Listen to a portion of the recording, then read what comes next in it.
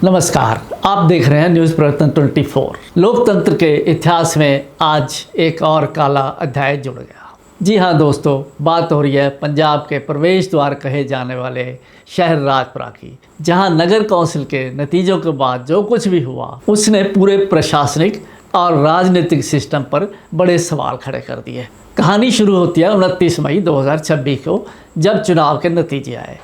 उसके बाद 2 बार शपथ ग्रहण और अध्यक्ष पद के चुनाव की तारीख तय की गई, लेकिन बिना कोई कारण बताए रिटर्निंग अफसर का एसडीएम राजपुरा द्वारा इन्हें रद्द कर दिया गया, यानी कि पोस्टपोन कर दिया गया। सियासी गलियारों में क्यास लगने लगे कि सत्ताधारी आम आदमी पार्टी बहुमत का आंकड़ा नहीं जुटा पा रही थी, इसलिए देरी की गई। आखिरकार तीसरी बार तारीख तय हुई 2 जुलाई 2026। आइए पहले सीटों के गणित को समझते हैं।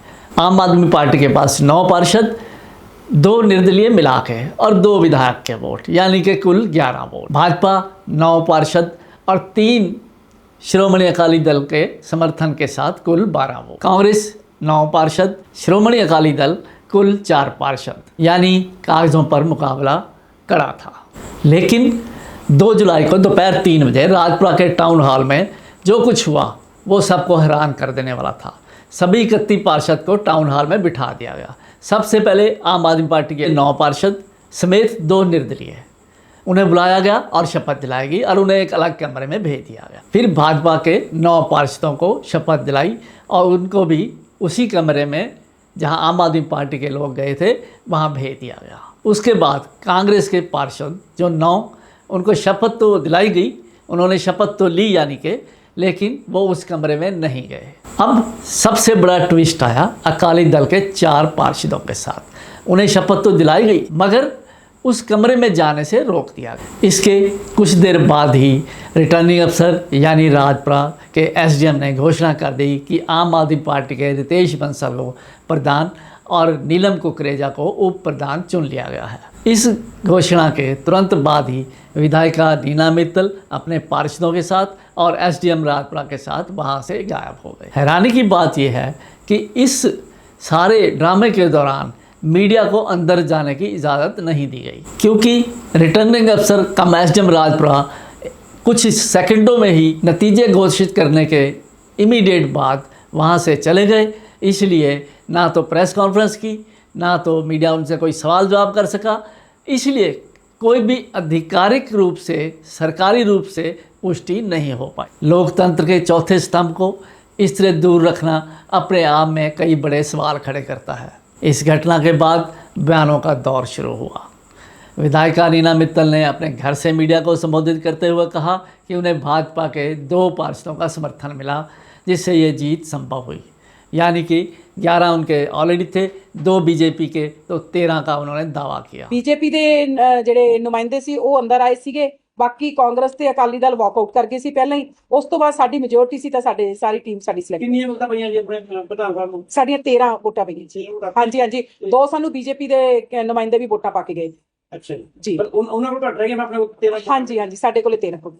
दूसरी तरफ भाजपा हल्का इंचार्ज जगदीश जग्गा ने इस दावे को सिरे से खारिज किया और आरोप लगाया कि कांग्रेस ने आम आदमी पार्टी के साथ गुप्त समझौता करके वोटिंग का बहिष्कार किया है। अकाली दल के सुरजीत सिंह गढ़ी ने प्रशासन पर गुस्सा जाहिर करते हुए कहा कि उनके 4 पार्षदों को वोटिंग से रोकना सरासर गलत है। जी इन्होंने अंदर साढ़े बंदे नहीं जान दिते अकाली दल वाले, तो बीजेपी के 9 बंदे रह गए अंदर, कांग्रेस वाले वाकआउट करके आ गए, इन्होंने 11 नंबर गए जी। हुणे कांग्रेस वाले हरजाल सिंह कंबोज कह रहे थे कि साढ़े बंदियां नूं भी अंदर नहीं जान दिता। नहीं उन्होंने बंदे अंदर जाके आए ने जी, उन्होंने बाईकाट कराया। उन्होंने तो एक हिसाब की 50% सपोर्ट की आम आदमी पार्टी। कहते भी बाइकआउट कराया उन्होंने, बाईकाट कराया, उन्होंने कौन पूरा कराया, उन्होंने बाईकाट कराया, तो उन्होंने सपोर्ट ही होगी ना जी। और फिर कांग्रेस के हरजाल सिंह कंबोज ने बहिष्कार की बात को सिरे से नकार दिया। ਸਰ ਕਾਂਗਰਸ ਨੇ ਬਾਈਕਾਟ ਕੀਤਾ ਜੀ ਇਹਦਾ ਜੀ? ਨਹੀਂ, ਅਸੀਂ ਮੇਰੀ ਗੱਲ ਸੁਣੋ ਤੁਸੀਂ, ਅਸੀਂ ਤਾਂ ਬੰਦਕ ਬਣਾ ਲਿਆ ਇਹਨਾਂ ਨੇ ਸਾਡੇ ਬੰਦਿਆਂ ਨੂੰ। ਅਸੀਂ ਸਾਡੇ ਬੰਦੇ ਗਏ ਤਾਂ ਸੀਗੇ ਜੀ, ਅੰਦਰ ਚੋਣ ਚ ਜਾਣ ਹੀ ਨਹੀਂ ਦਿੱਤਾ ਤੁਹਾਨੂੰ ਜੀ? ਜਾਣ ਨਹੀਂ ਦਿੱਤਾ ਇਹਨਾਂ ਨੇ।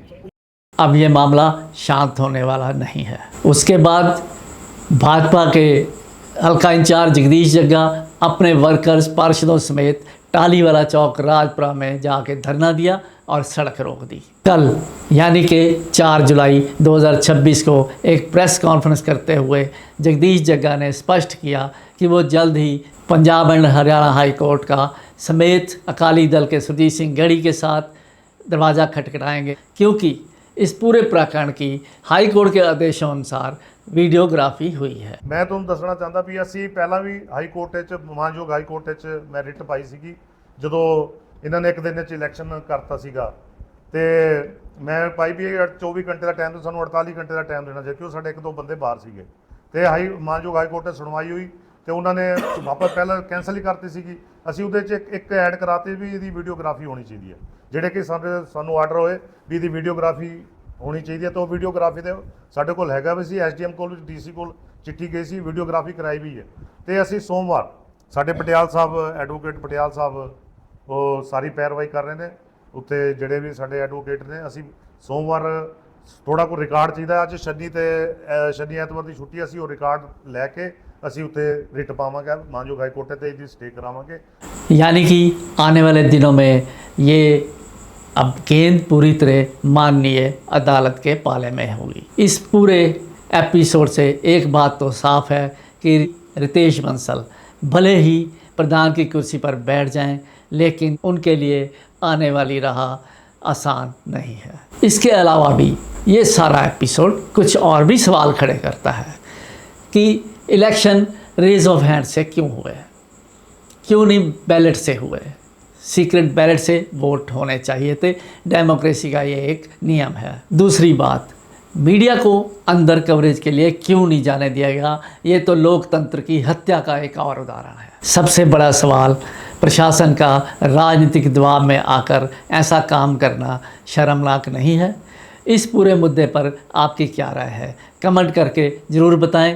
देश और प्रदेश की ऐसी ही तीखी और सच्ची खबरों के लिए हमें YouTube पर सब्सक्राइब करें और बेल आइकॉन दबाना ना भूलें। आप हमें इंस्टाग्राम फेसबुक पर लाइक और फॉलो कर सकते हैं। धन्यवाद।